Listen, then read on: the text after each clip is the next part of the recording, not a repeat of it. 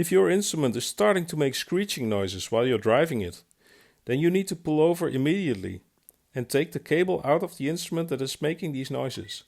Because if you don't and you keep driving it, this will happen. Now it needs to be repaired. This is a very expensive repair job.